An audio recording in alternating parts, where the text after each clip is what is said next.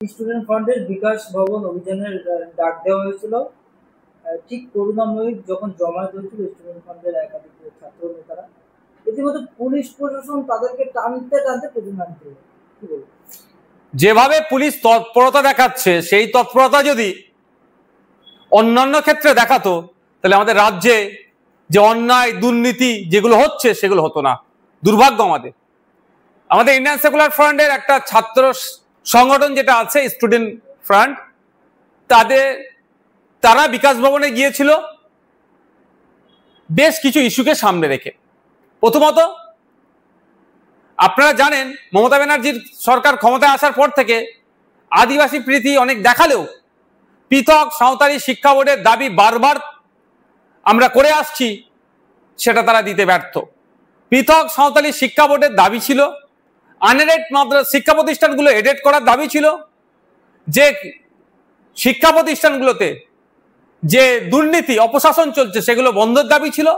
এই ধরনের একগুচ্ছ দাবি নিয়ে এক কথায় শিক্ষা ব্যবস্থার পরিবর্তন হওয়া দরকার, যেগুলো গতানুগতিক চলছে এর পরিবর্তে নতুন কিছু আনার জন্য বারবার সোচ্চার হয়েছিল। বিভিন্ন জেলায় তারা ডেপুটেশন দিয়েছে, বিভিন্ন ব্লকে ডেপুটেশন দিয়েছে, এবার বিকাশ ভবনে ডেপুটেশন ছিল বা অভিযান ছিল। দুর্ভাগ্য আমাদের রাজ্য প্রশাসন গণতান্ত্রিক প্রক্রিয়াতে একটা অভিযানকে কিভাবে আক্রান্ত করলো, আটকালো। মিছিল শুরুর পূর্বেই তাদেরকে এসে আমি মনে করছি চরম ফ্যাসিস্ট চিন্তা ভাবনা নিয়ে অন্যায়ভাবে তাদেরকে আটকালো, তাদেরকে ডিটেন করেছিল। অবশেষে খবর আমাদের যারা অবজারভার আছেন, স্টুডেন্ট ফান্ডে যারা দায়িত্বশীলেরা আছেন তাদের সাথে যোগাযোগ হয়েছে যে তাদেরকে এখন তারা মুক্ত হয়েছে। তো ব্যাপারটা হচ্ছে এটা মমতা ব্যানার্জি প্রশাসন ভয় পেয়ে স্টুডেন্ট ফান্ডকে শুরুতেই আটকাচ্ছে। এইরকম ধমকে চমকে আটকে স্টুডেন্ট ফান্ডের যে ছাত্র যুব যারা আছে তাদেরকে কোনোভাবেই আটকাতে পারবে না। তবে একটা ভালো দিক আজকে আমি লক্ষ্য করলাম যে স্টুডেন্টদের সাথে সাথে সাধারণ মানুষও কিন্তু শিক্ষা প্রতিষ্ঠানের যে দুরবস্থা অচলাবস্থা যেটা হতে চলেছে সে কাটিয়ে যাতে উঠতে হয় সেই জন্য কিছু আম মানুষ সেখানে উপস্থিত হয়েছেন। একজন প্রফেসর, আমাদের দলের নেতৃত্ব একজন প্রফেসর, তিনিও ঘরে বসে থাকতে পারেননি, যেহেতু তার একটা সেন্টিমেন্ট অবশ্যই একটা এক্সট্রা। তিনি আদিবাসী সম্প্রদায় থেকে বিলং করেন এবং যেহেতু সাঁওতালি মাধ্যম শিক্ষা বোর্ডের যে বারবার দাবি আমরা করেছি সেটার সাথে সহমত, আরো দাবিগুলোতে সহমত, তিনিও সেখানে উপস্থিত হয়েছিলেন। নির্লজ্জ প্রশাসন তাকেও ডিটেন করতে বাদ রাখেনি। তবে আমাদেরকে ধমকে চমকে ডিটেন করে এই আন্দোলনকে স্তব্ধ করতে পারবে না। এই প্রসঙ্গে একটা প্রশ্ন, যখন 21শে জুলাই একেবারে তৃণমূল কর্মীরা যখন 21শে জুলাই মঞ্চে আসছিল, একাধিক জায়গায় কিন্তু প্রকাশ্যে মত চলছে, কোথাও বা ডিজে চালিয়ে শহীদ দিবস পালন করে, তখন কিন্তু পুলিশের তৎপরতা দেখা যায়, আজকে কেন দেখা যায়? বিরোধীদের ক্ষেত্রে যত আইন আদালত বিচার ব্যবস্থা আটকে রাখার চেষ্টা হবে, বিরোধীদের জন্য এত কিছু। পার্কের বসে যে সমস্ত জায়গায় মদ্যপান করার জন্য রেস্ট্রিক্টেড, মদ্যপান করা যায় না যে সব খোলা জায়গাতে, সেখানে হই করেছে, সবুজ ধ্বংস করেছে, কলকাতার বায়ুকে দূষণে পরিণত করেছে। এমনি বায়ু দূষণের মাত্রা ব্যাপক, আরো বেশি করেছে, ডিজে লাগিয়ে মৎসব করেছে শহীদ দিবসের নামে।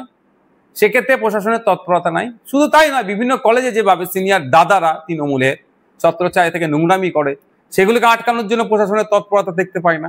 আর নিরস্ত্র নিরীহ ছাত্ররা যখন শিক্ষা প্রতিষ্ঠানের আমূল পরিবর্তনের জন্য বিকাশ ভবনে উদ্দেশ্যে রওনা দেওয়া শুরু করে, শুরুতেই তাদেরকে আটকে দেওয়া হয়।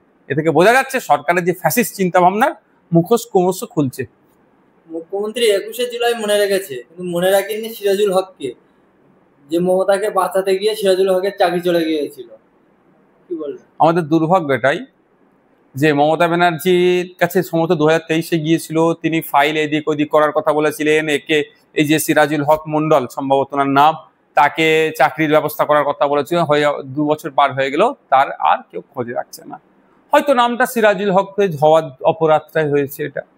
কারণ আপনারা জানেন 21শে জুলাই যতটুকু খবর পেয়েছি আমি, যে 21শে জুলাই 1993 সালে মমতা ব্যানার্জির উপরে চরম আক্রমণ নেমে আসে, নাকি প্রাণে মারারও চেষ্টা চালিয়েছিল।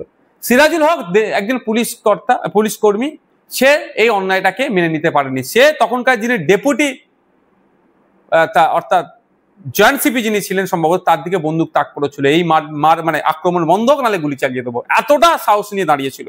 এখনকার পুলিশদের অধিকাংশ তো মেরুদণ্ডহীন হয়ে গেছে, অন্যায়ভাবে পিটতে বলছে তো এরা পিটিয়ে দিচ্ছে।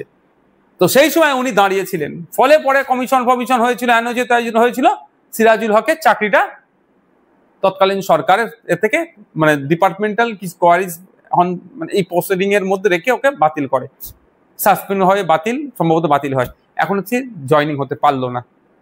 তো মমতা ব্যানার্জি সরকার 2011 সালে এসেছে, 2011 থেকে 2025 এই 14 বছরে সিরাজুল হককে চাকরির ব্যবস্থা করলো না কেন? এটা বুঝতে হবে। হয়তো নামটা সিরাজুল হক এর জন্য আজকে বৈষম্যের শিকার হতে হচ্ছে। আমি আশা করবো মমতা ব্যানার্জির কাছে যে 2026-এর 21শে জুলাইয়ের আগেই, এই 2025 শেষ হওয়ার পূর্বেই ওই সিরাজুল হককে তার প্রাপ্য বুঝিয়ে দেওয়া হোক, তাকে চাকরিতে আবার জয়েন করানো হোক।